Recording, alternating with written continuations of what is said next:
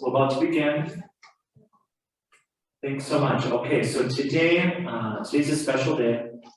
Thanks to the Office of XPO here on campus, which is an incredible center, newly reorganized, but it's been here for a long time, and it exists specifically to help our undergraduate students at St. Ben's and St. John's find their career vocation, right? Other schools may or may not use the word vocation when they talk about, what is your career path? By that, my own definition for vocation, I always say art and teaching is my vocation, right? What do you feel like you're meant to be doing, right? As defined by you or however you define that. I think in our sculpture class, sculpture is pretty specific, right? Although it'd be my dream for all of you to go off and be full-time sculptors, I recognize that may be more like, half or something, it's a joke, right? But whatever that is that you do, I hope that you realize that a lot of those skills in your art classes and in all your classes are really transferable. These things that your faculty are assigned to, they're not busy work, right? They're really focused things that, hopefully later you'll learn, oh, that's actually prepared me to try out this other thing, okay? So whether that's art or dentistry or whatever that might be, I hope that your participation in this today is helpful. So today is the panel for careers in the arts. My name is Stephen Lemke. I'm the environmental arts and residence here at St. John's and at St. Ben's. And we have two very special guests as part of our panel, Jessie Sawyer and Alum Vu. Jessie Sawyer is a metalsmith and a studio jeweler with a background in photography and video. In addition to her art degree at St. Ben's, she received her MFA in metalsmithing and jewelry from the University of North Texas. She recently moved back to Minnesota after a year-long residency program at the Epic in Grand Prairie, Texas. Vu, class of 2008, along with myself, is a filmmaker and puppeteer who produces films, objects, and performances on themes exploring Asian American identity, trauma, and healing, amongst other things. She currently works as co-director of Puppet Lab at Open Eye Theater and as an educator at the Science Museum of Minnesota in St. Paul. So thank you. Let's give them a round of applause for joining us today. All right. Jessie, how are you today? Good. You're doing good? Zoom feels really natural, right, in this setting? Yeah, very. Very normal thing to do. Yeah, well, we appreciate it. I think from what I hear from the XPD office that this has actually been a way to make a lot of our guest panels really accessible. So thank you for being here.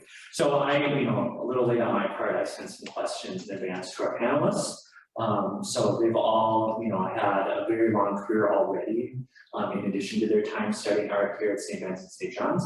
And I think one thing that might be helpful for our panelists to know is pretty much everyone in this space currently is in my sculpture class. So although this is an event that's open to others, there's a lot of things going on campus today, and so this is a good turnout for that particular offering. So everyone here is doing, hands-on studio work, which I think resonates with, a lot of what you're doing. So, okay. Well, without further ado, our first question. I know that for both of you, you had experiences across a wide variety of creative disciplines on campus. I think that's a hallmark of what we offer at St. Ben's and St. John's, right? You might not arrive knowing what you want to do, but hopefully you discover that spark at some point during your time here. I also feel that in creative disciplines, each student's path is really individualized. So even though you might, have this major that you kind of stake out, you're still going to have a really specific interest within that. And I think the school does its best to support that. So, could either of you give us a brief intro to your studies as a student? What did you do during your time as a student? Should we start with Jessie? So one thing I really appreciated about my time there is, as you said, we get to study so many different things. And I started out with photography, kind of moved into digital video from there. And my interest with digital video was mainly connected to installation and using sculpture with that installation. I also studied jewelry there. I don't think jewelry is offered any longer, but I took a jewelry class every year that I was there and learned those skills. That was more to hone some technical things. And then I expressed the art side with the digital video and the sculpture and all of that. Yeah, Jesse, from what I remember, there's an installation of film of, it was exploring the unfortunate death of your horse, right? Yeah. Is that correct? Yeah. It is, yeah. And there was this very visceral kind of grasping at the earth over and over and over again.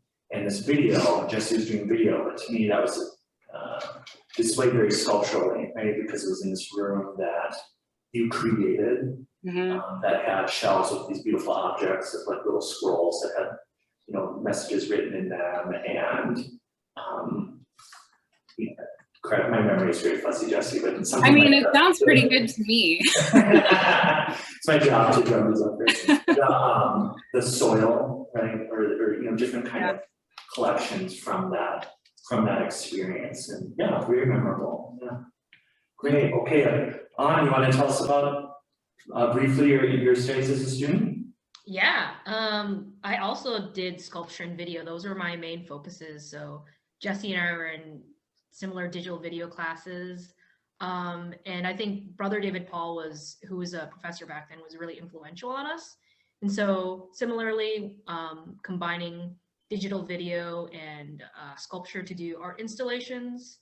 So I do remember this like great moment of genius where I found out in the woods, there's like these, what I thought they would look like hobbit holes, and they were definitely for storing like root vegetables in the woods, and then throwing up like an installation piece in there. So there's just like some incredibly beautiful and unique possibilities that happened during undergrad. But I also did, because it's a liberal arts college, I did take a lot of other courses that I think have led me to where I am at now. So I took a lot of film studies courses because I really do like narrative art, which is why I ended up in puppetry, because it's art. It's like taking art objects, sculptural, making sculptural things, and then creating stories from that with theater. So yeah, I took filmmaking classes.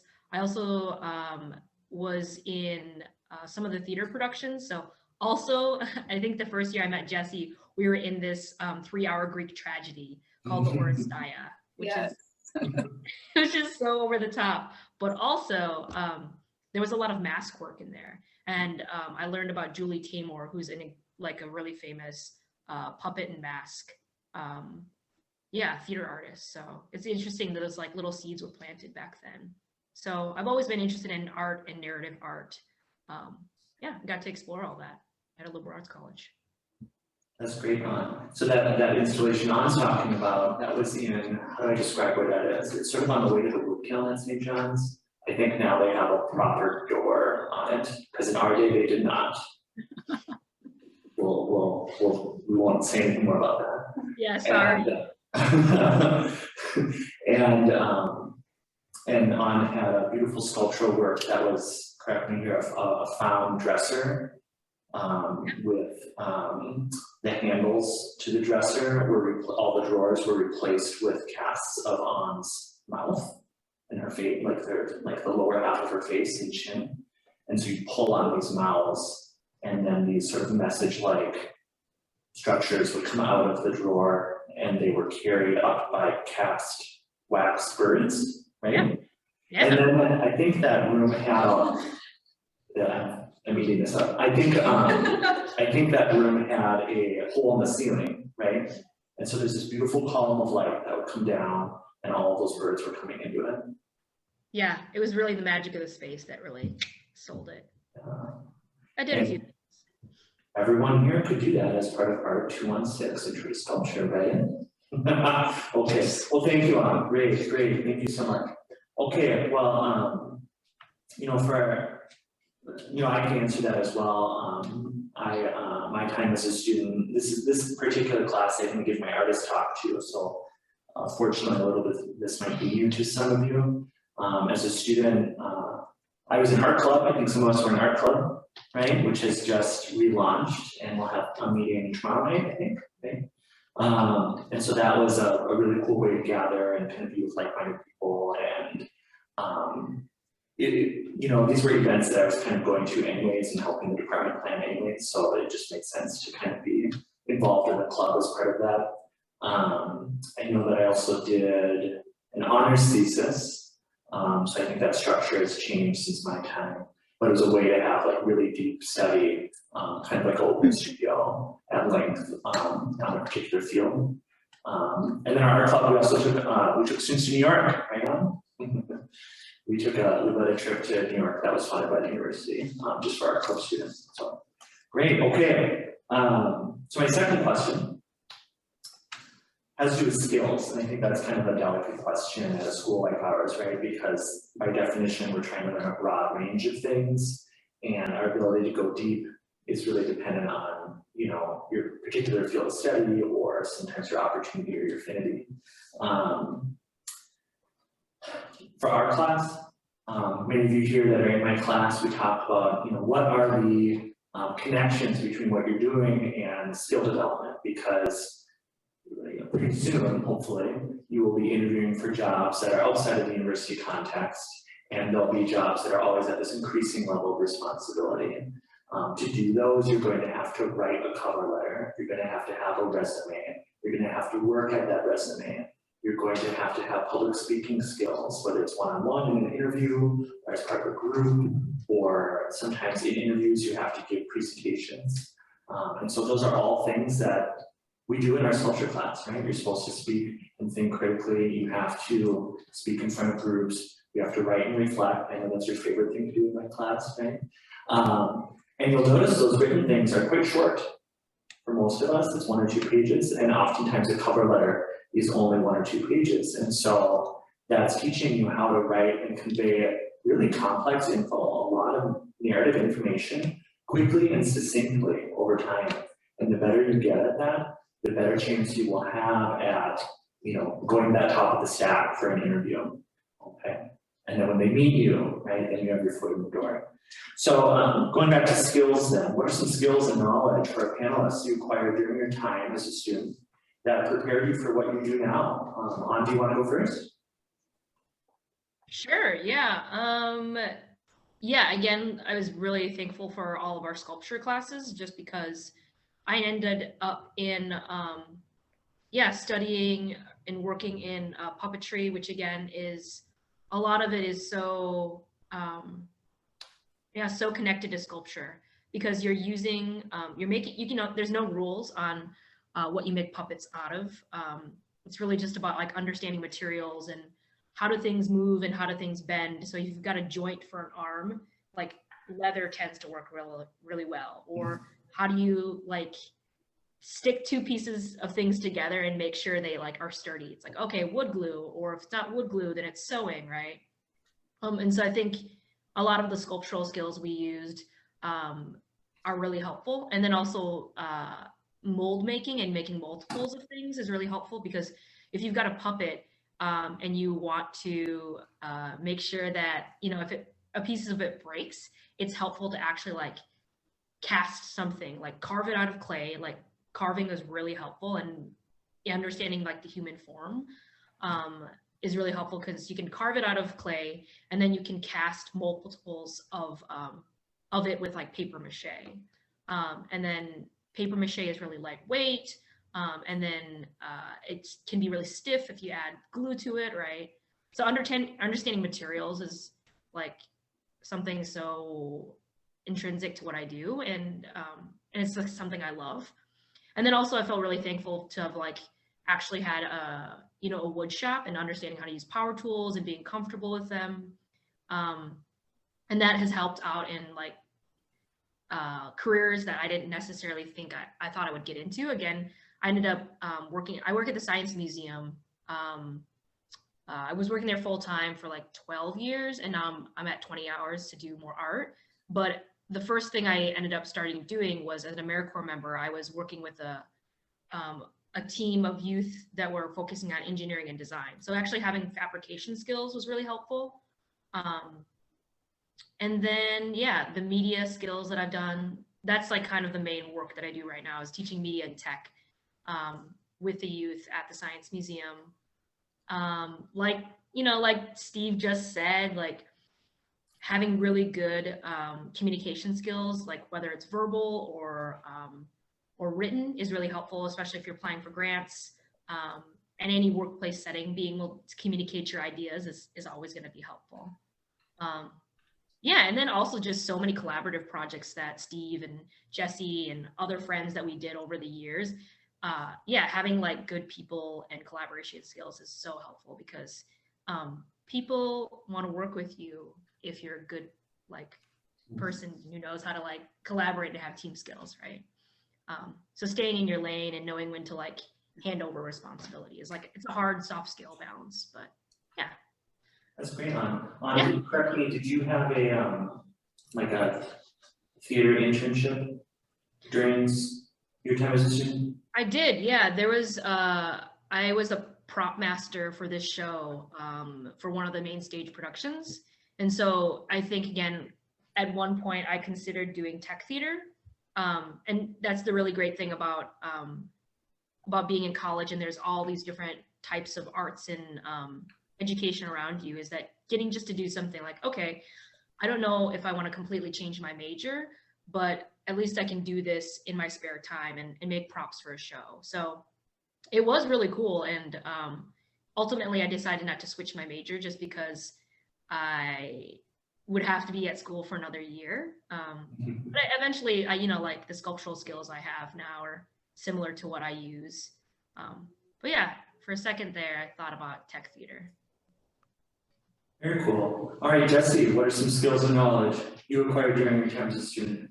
I think as like a broader overview of that, creative problem solving, just what you learn in art classes, doing that and working through projects, and, you know, having a vision of something in mind, but how do you work up to making that a reality?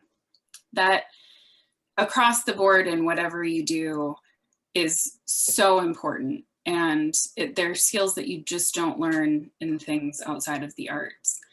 I have a real person job. I hate to call it that, but a job that pays my bills so I can have fun with my art. And I work in a lab, a medical lab. And the skills that I've learned with creative problem solving have really translated into what I do in the lab and trying to improve the lab and the processes there. Going off of that being flexible and just knowing that you will evolve and change and things around you will evolve and change, and having the ability to adapt to that is going to serve you in any kind of career or job that you end up having. Just as a real world example, I graduated from graduate school in 2019. I was a full-time artist in residence and got that taste of the full-time artist life, and then COVID hit. And being someone who was going to be doing craft shows and selling my work and getting out there, it was no longer a path that made sense for that time period. And so I pivoted. I'm, for the time being, doing this lab work, and so I can focus on my studio practice as being something a little more personal, rather than putting it out there for like sales and stuff. The specifics, the writing, you write grants, you're gonna write scholarships, you're gonna write letters, and having that short, succinct summary of all of that is really important. One of the things that I've picked up is having an elevator speech. So if you're like at a conference or something, you have a 1 or 2 sentence blurb of what you do and what your work is about. So yeah, everything going off of what Steve and Juan said, and really honing in on those creative problem solving skills. That's great, Jesse. Yeah, I'll try to speak up. We've got a test siren going in the background. I don't know if you could hear that, Jesse, but hopefully it's not as loud for you as it is. It's Wednesday. It's Wednesday. That elevator pitch is really great. I think that oftentimes myself included, like people would ask me, oh, what do you do? And I say, oh, well, you know, or oh, I do some stuff, or you know, like each time I do that, for me, that's a missed opportunity to clearly and concisely and effectively communicate who I am, what I'm about, and you know how open it might be to that next opportunity. And I always say, you know, you never know when you're being interviewed.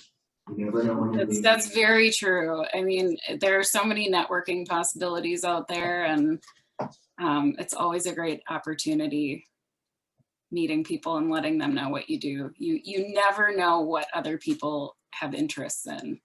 Yeah. I would say for my skills, my very first job, I think I told my students this,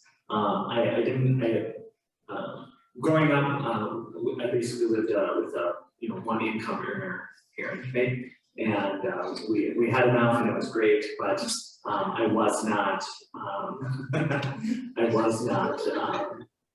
you know, I wasn't able to work a high school job because I didn't have a car. And I wasn't able to get a car in high school because I didn't have a high school job. So it was this vicious cycle. So my very first job wasn't until I had the opportunity to work study, you know, here on campus. And I had signed up to do food service, which I was like, yeah, that makes sense. Like I have no prior work experience and this job is available and they will take me. So that sounds good, right? But then later, I was visiting with a parent to another student that in high school that I had been mentoring through a music program actually, and she's like, "Oh, do you have a college job lined up? I work at St. John's," and I was like, I do have one lined up, but I'd be interested in other opportunities, and so I ended up working in her office instead as the student worker to the president. So my very first job was working in the president's office here at St. John's, and I would say it was all downhill from there. And in that office, like I learned how to use a computer, which I didn't know how to do. I learned how to answer the phone and talk with people from a very different, you know, economic class than what my makeup was. I learned how to, which is, you know, valuable, right? How do I speak with audiences outside of what I know? I learned how to write. I would help the person that I ended up working for. At the time, her title was executive writer, later became director of communications. So basically, anytime there was an acknowledgement letter or a thank you letter or any kind of correspondence that came to the president's office, in those days, you had to submit a typed response and mail that out. And so that was part of relationship building between our institution and a college in Rome or whatever that might be. And so I would do those. So I learned how to write letters, which then transferred into learning how to write cover letters, and learning how to write for myself, and learning how to work as a grant writer. And so that was a very valuable experience. Later, I left that role to work in the art gallery, and I did that together with former gallery director Lisa Carlson. And that's, again, I learned how to like set up my own art, respond to a space, work with a really great supervisor, right? Things like that. So great, okay. So another question I have, our folks in this audience don't really know it yet, but I think for me, that time right after you graduate, that's a really precious time. It feels like you're sort of in between stage. You know, rarely does it feel like that first job you get out of college ends up being the thing you're going to do for the rest of your life. You might move around a little bit. And it's a great time to try out new things and meet new people and do things that you didn't think you were going to be doing. It's also really scary, right? There's uncertainty, there is loans coming due, things like that.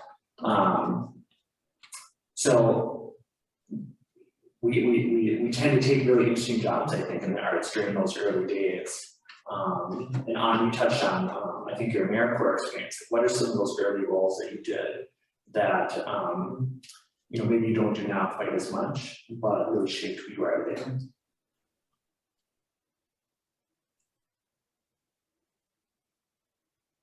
You want me to start? Oh, sure, Jesse. Yeah, go ahead. Let's see, right out of undergrad, I worked in a photo shop, like a Ritz camera. and developing photos and editing some of those photos. That was straight out of what I learned in undergrad. Eventually, I ended up in healthcare, I think just because of proximity to Mayo Clinic. And I was doing some research assistant things in a lab that did some really interesting human studies. But unfortunately, research in medicine runs a lot like research in the arts. You need grant money to keep going. And when those grants ran out, I needed a new job. And I was able to start as an ophthalmic photographer, which I don't think would have even been on my radar without my photography background. So I did that for a number of years. And through all of this, jewelry became more of the forefront of my artistic practice. And I realized how important making was to me and how I really wanted that to be more central to my career and my life. So working as an ophthalmic photographer afforded me the ability to have the time and the money to go do workshops at like craft schools. If you're not familiar, there's Arrowmont and Penland and Peters Valley. And those gave me the skills to then apply to graduate school with the intention of having more of an academic role in jewelry and metalsmithing and teaching more. I realized that I really loved teaching, and it's all kind of been this winding path, but the photography was huge in all of that.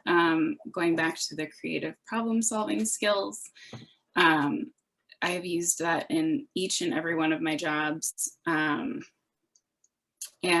really all of this has led to prepare for the graduate school work and the artist residency and making this more of my life.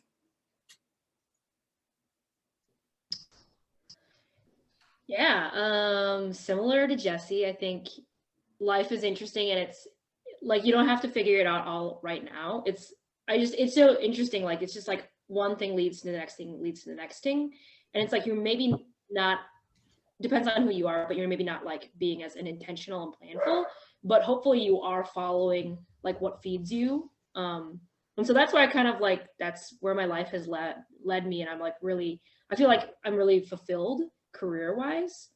But yeah, similarly, at school there was a job fair, and there was specifically highlighting like AmeriCorps as an option. So doing AmeriCorps at the Science Museum, Minnesota, it's funny because Steve's like, oh, maybe you don't want to do that for the rest of your life, but like, here I am 14 years later. I'm still at the museum, and it is because there's a huge part of me that loves it. So again, I'm working with high school students. They're learning media and tech skills, and they're using it to address social justice issues in their community. And so again, I think I took a few like peace studies classes in undergrad, and I think those were definitely seeds of just thinking about like political organizing, and how that like is a huge part of my life. Just because at the Science Museum, I ended up working with a lot of like people of color, and as a person of color, I think there was things that I understood later in my life about my education or my class that I could articulate, like, oh, like sometimes you procrastinate, and like it's not because you're like lazy, it's because like there's a lot of fear and a lot of anxiety about like needing to succeed, right? Because if your folks are like, you need to get a job with this and this income and benefits, otherwise you're gonna like starve, and we don't want that for you, right? That causes a lot of anxiety. So I'm really thankful to have worked at the Science Museum for as long as I have, and found that fulfilling, because again, education, like Jessie has said, is that it's a great way, I think, to explore your passion, and to be able to share your passion with other folks. So you're getting to use something that you're good at, and you're going to continue honing those skills, and then share that with other folks. Other things that I did, like, again, I was working at the museum part-time, initially post AmeriCorps, and I had some other part-time jobs, but There are things that I did that were not paid, but gave me a lot of skills. What's that, Steve? Minkino. Yes, that is exactly what I was gonna say. Yeah. Sorry. That's huge, yeah. Yeah, so Minkino was this, my friends started this like, hey, make a film in 1 month, 5 minutes based on a theme. So I think especially in college when you have, it's really nice when you have somebody holding you accountable. You have deadlines, right? After college, it can be really difficult. You're like, I want to make something. And I would get like very perfectionist-y about my art. And I would just like, I will probably like continue to work on things and never share it. But I think Minkino helped me be less precious about art, because you're just like, get there, 1 month, show it. You're going to hang out with your friends. You're going to be doing a community screening. So I think through that, I was just, again, collaborating with my friends, making sometimes like silly films, and sometimes what ended up being like very like powerful, meaningful films that ended up helping me create a body of work. So therefore I could like apply for grants.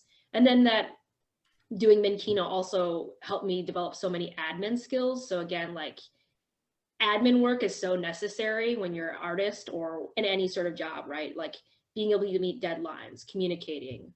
And so yeah, doing Minkino also, I ended up applying for some of my first grants, and getting those grants was like really helpful. So yeah, that was just a really, again, powerful experience that no one was paying me to do it. But also the bar was low, right? I didn't have to apply to that. Like that's just something my friends and I did. And yeah, like again, community organizing and political activism is a huge part of what I do today. And it really informs my artwork. And so that is just voluntarily too, right? So like an organization I volunteer with is called Minnesota 8, and they fight against deportation of Southeast Asian folks. But understanding the immigration system is a huge part of what I did with those folks. And understanding how to make change is really important in the world. And again, I got to do that and I didn't have to pay for that, right? And it's meaningful work that you see you make change through. Yeah, so those are some of the things I did. That's great, yeah, thank you. I think, I'm trying to think for me, some of my students know right after I graduated, I was sort of like feeling anxious, like I needed to like pin down something, but I didn't really know what I was qualified for. And I knew I thought I might be interested in teaching. And so I sought out and accepted just like a 1-year gig teaching English in China. I was like, okay, this is going to be a way for me to see the world, because as my students know, I'm from St. Joe. And really have my eyes open to other parts of the world, travel, have some fun, make a little bit of money, and really kind of discern if this whole thing I thought I was doing was really what I thought I knew I wanted for me. Because it's hard, maybe I second guess myself more than other people, but I had this really powerful experience as a student here. It was great, it was not perfect. I think it set me on the path to be an artist, but for some of us, no matter what you pick, right? Like you're at a time where it's like some of the decisions you make now, they don't necessarily lock you in, can always change, but they do set you on a path. And so I needed a year actually of space to decide if this was really what I wanted to do, because it is a bold question, or bold choice to say, yeah, I'm going to be an artist. So during that year of discernment, I realized I really missed art. I was away from Anna and Jesse, I was away from my other friends, and I was away from that network of people and that community. And as much as I actually really enjoyed living and working and teaching and traveling in Asia, I was like, I think I'm meant to do this other thing. So it's good, it verified that for me, I had a lot of fun, but then I came back. And so I was visiting different artists in the area. I also work with the Arts Church of Bresnan on campus, and I went into a studio and I said, hey, do you have any, do you know of any people in the area, like in the state or the region that might be interested in working with a sculptor, of my standing, which was 1 year out of undergrad. Right? He said, well, actually, one of my apprentices left the other day. The role is yours if you want it. So that's why, again, why I say you never know when you're being interviewed, because this is someone who remembered me as a student, didn't hate me, thought I might be a good fit, and clearly just had a prior experience where someone wasn't a good fit, right? That doesn't mean that they were a bad employee, but it just didn't work out. And he thought this might be a way through that, right? And I still work with this fellow today. So again, you never know when you're being interviewed. Part of my work with that particular job, although I started out as an apprentice, it was a really active studio. So for a while, I was the manager of a national exhibition tour. So I did design and transport 11 refrigerator-sized shipping crates full of 86 priceless works of ceramics, irreplaceable, and transport them across the country, drop them off at a venue.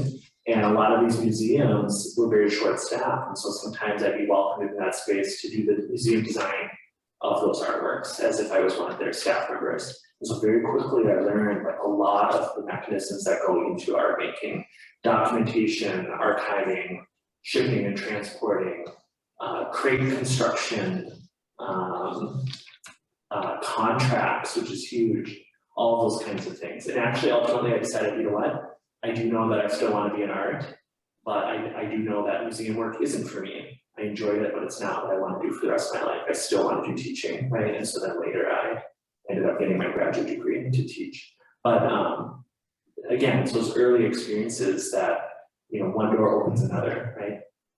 Okay, well with that, I think one thing that we could spend some time on, maybe Jesse, if you want to go first, is what you're doing now, right?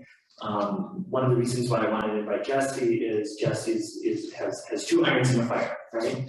You've got a full-time job in a field, in a traditional sense outside of art, but then also you maintain, it's a significant amount of time that you maintain your own additional art practice. And as you articulated, there's a reason for that. There's an exchange between the two. One makes the other happen and vice versa. So do you want to talk about kind of what you do now? Yeah. So as I said, I work in a medical lab at Mayo Clinic, and part of the reason I wanted to go that direction for full-time job is it's not mentally draining, and I'm there for the hours I'm scheduled, and then I go home and I don't bring that work home with me, and it leaves me available for my studio. There are lots of career paths that are going to take a lot more out of you mentally and emotionally, and for some people that works, but for me, I just really wanted something that served a purpose, and that purpose was to give me the time and the finances to make the art that I want to make. In the studio, I'm doing everything. So it's when you're self-employed, you are doing your finances, you are figuring out your taxes, you're figuring out sales. You have to be on top of applying for exhibitions and getting your work out there if that's something that you want to do. And I really have to learn how to organize my time, because I do work full time, and so it is limited what I have to spend in the studio. And so I need to balance what I think is worthwhile for craft shows, craft fairs, exhibitions. All of those things cost money as well as time. And so it's something that you figure out what works for you along the way. But I don't love the keeping inventory and keeping track of material costs and all the finance side. I never took a business class. That would maybe have been helpful for this side of things. But I love working with my hands. I love making, I love creating. And so it makes all of that worth it. And I also have taken a break from teaching, but that's something that I really enjoy. And there's really a lack of metalsmithing and jewelry in Minnesota, unfortunately. A lot of places closed with COVID. Schools just don't have the programs anymore. They don't have people to teach them. So part of my move back to Minnesota is the goal to be able to teach workshops and jewelry classes and bring that craft back to this state. Great. Great. You want to talk a little bit more about what you're currently doing? Yeah, so currently, so I mentioned this before, but for 14 years, I was working at the Science Museum of Minnesota in their, this youth education, STEM, and social justice program.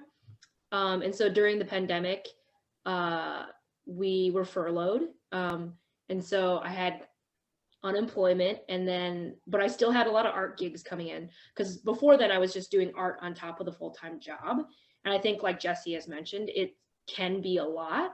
And I think especially for my job at the museum, it's like, it is definitely mentally and emotionally like draining, right? And so I just like kind of was like, oh my God, I am like doing way too much on top of like, because I love the puppetry so much. But like it was a little bit impossible to do both at the rate I was doing it. And so actually it was like it was such a silver lining during the pandemic that I ended up doing so much more art, because then I ended up creating a lot of, a lot of connections and getting a lot of gigs and understanding what life would be like as like a freelance artist. And so when I had the opportunity, when things were getting better, to come back to my job, I actually ended up negotiating to keep my benefits. So I still have, retirement, health, vision, and I'm only working 20 hours a week. So I think that's a really unique situation. And again, a big part of me is always wanting to make sure that whatever I'm doing, that it has some sort of, there's like a political activism element to it. And so the students I work with are like, that's what they're doing. So yeah, again, I'm now part-time at the Science Museum and being a part-time artist. So at the museum, I'm really using, again, my connections in the community, making sure the youth are seeing how they can make a change in their communities, the education piece. When I'm not at the museum, there's a big thing that I'm doing that takes 6 months of the year. It's called Puppet Lab, and it's a program for emerging puppeteers. And so similarly, it is a lot of it is more like what y'all do when you have critiques for your art. So it's like folks are making work and it's just helping hold them accountable to their deadlines, and then saying, okay, like, what have you made? Let's give you some feedback, or what are some things you're stumbling through? And then helping those folks eventually make a piece at the end of like this 6 months. So that's a big part of another thing I do, but it's 6 months out of the year. It ends up being 5-10 hours a week. But it's really cool because, again, I feel like I know puppetry as like a craft, but knowing puppetry and running a program and understanding more of the theater side of it, is allowing me to do that. I just, like Jesse says, I love making things. So being a freelance artist, you do have to figure out how to manage your time. That's huge, right? Because you've got deadlines, you gotta people are gonna ask you oh, you want to do this and you want to do that, and sometimes you say yes to too many things because you get so excited. And especially when I was working full time, I was like, oh my God, when are these gigs gonna come again? And I've said yes to too many things, and it's bitten me in the butt. So managing my time is something I've had to understand. And then it's just really nice to not sit in front of a computer and just to be able to make puppets, and perform.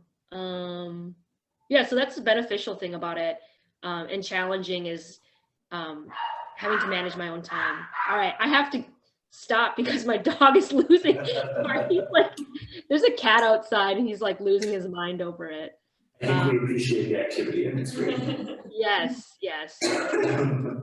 Well, one last question, real quick, because I want to be respectful of your time. But really briefly, do you have, if you could give a piece of advice to our current students or St. Vincent St. John students, what might that be? You want to go first? I would say that you should do what you love, right? And forget any expectations that people have of you. So it could be that you really do love making art. And that was like true for me. And I think I've told Steve this story that my parents like totally lost it when I told them I was going to study art, and they were like deeply afraid that I was going to be like, you know, yeah, really struggling to make it. And I think especially as like first generation immigrants, right, that's true for them. And so they tried to like convince me not to study art, and like scheduled a meeting with my advisor to like, don't do it. Like, but I work with students now, and I tell them like, do whatever it is you love, right? And so if it means like pursuing a career in the arts, do it. And there's just so many ways to make a living, right? You could be like Jesse, where you have a day job that pays the bills, and then you do your art on the side. You could be an educator. Like, education is there's a lot of structure and stability to it, and you don't have to work in a school system. You can work in after school like I do, right? But there's so many ways to make money. And then Steve and I have a mutual friend, Charlie McCarran, who's, he's a film composer. So he makes money composing music for people's films. And he's just been really, and he did that after college because he was really scrappy, and he was very entrepreneurial, and he was really good at making connections. So he's just made a living just doing his art, which I think is really admirable. But like, you'll figure it out and just do whatever makes you happy. Because like, life's too short for that, to like be doing something you don't want. And then the other thing is that like, vocation is important, but it could be also that like I think about my sister, who for her it's really important, like having children is really important. And that's kind of what she sees as her like main purpose in life, right? And so she's got like a job working at Target that pays her a lot of money. And that's really like fulfilling for her too, because again, raising her kids is like most important to her. So like, whatever makes you happy, just do that, and forget whatever people say that you should or shouldn't do. That's great. Jesse, any advice? Well, I definitely agree with An. I also would say network. I'm a huge introvert. I hated when people told me to network, but it's so important to make connections. And in my field, we have the Society of North American Goldsmiths. It's a big organization. It's more or less aligned with academia, but beyond academia as well. And I joined, I volunteered, I went to the conferences, I talked to people. Don't be afraid to reach out to other artists that you admire, whose work you like. Maybe you find someone and you think, I want my life to look like that. Reach out to them. If they're local, offer to buy them a coffee, like sit down and chat. I've never met a person that I've reached out to that refused to talk to me. And people will be really open about their life and how they make it work. And it's interesting to see how other people make their lives work and how they bring their creative work into their life. And might give you ideas for how you can do that for yourself, because everyone's going to be different. And everyone's going to have a different way that they can make that work in their life. But it's been really beneficial to me to talk to other people who are already doing this. That was one of the biggest things I did in graduate school. And just finding your people, like the Society of North American Goldsmiths, SNAG. There's the Enamelist Society. I love enameling. And so connecting with those people and learning from them and being open to that was one of the biggest things I could have done. That's great. That's great. Okay, really briefly, we have a couple minutes for questions, I think. In my class, they were interrogated by me earlier this morning with a Canvas message, asking them to think about what question they might ask. And so I just know they've arrived with lists upon lists of questions. Now, we only have time for a couple. Mala, what question you got? What type of media is best to put your art onto so other people can network with you from there? Like, what have you found is most successful in posting the media you work with? Is that something that you can hear? Were you able to hear, Molly? It's okay, I can, yeah, you can say that too. Could you repeat it? So Molly's question was, what type of media is the best way to get yourself out there, right? Is that the question, Molly? Yeah, kind of like network Sure. and with other artists and as well as like engagement, like where do you receive the most engagement? For networking with other artists, and then also like what's, think about the return on that, what's the engagement part of it? For me, I've used Instagram. I don't know if this is the direction that you're thinking, but Instagram, there are a lot of metalsmiths and jewelers on there, and I've actually made friends through that, and then later met in person at conferences and whatever. So that has been huge for me, and I don't love spending a ton of time doing that stuff. So I've kind of just chosen Instagram and stuck with it.